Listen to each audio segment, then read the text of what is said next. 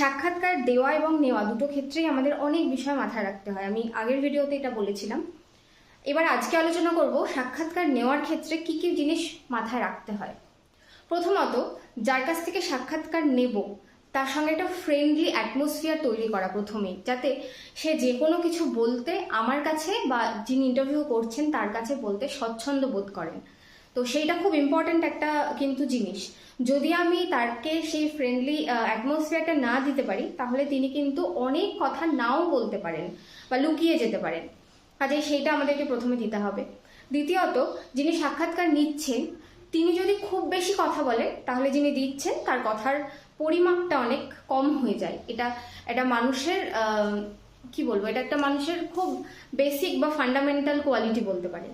কাজেই আমি যখন তার সাথে কথা বলবো, তাকে আমাকে অল্প কথা বলতে হবে এবং তার কাছ থেকে চেষ্টা করতে হবে আরো অনেক কিছু জানার, যেটা হয়তো আমার খবরের মোড়টাকে বদলে দিতে পারে, হতেই পারে।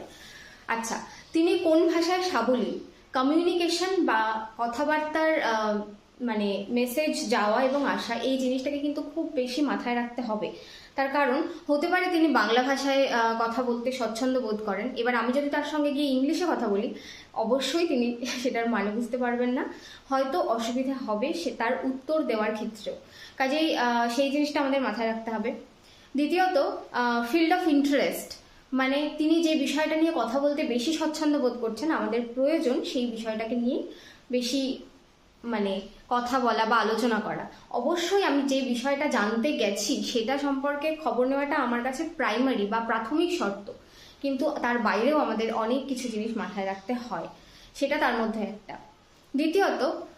তৃতীয়ত, খুব প্রেজেন্টেবল হয়ে যাওয়াটা উচিত যে কোনো সাক্ষাৎকার করার ক্ষেত্রে, যাতে আমাকে দেখে মানে তার কথা বলার একটা বলে না রুচিবোধটা যাতে ঠিকঠাক থাকে, সেই কারণে আমাকে প্রেজেন্টেবল হয়ে বা যিনি ইন্টারভিউ নিচ্ছেন তিনি যেন প্রেজেন্টেবল হয়ে সেই জায়গাটাতে পৌঁছন, সেইভাবে ফ্রেন্ডলি অ্যাটমসফিয়ার ক্রিয়েট করেন এবং যা জানার সেটা খুব সহজেই জেনে একটা সুন্দর স্টোরি করতে পারেন।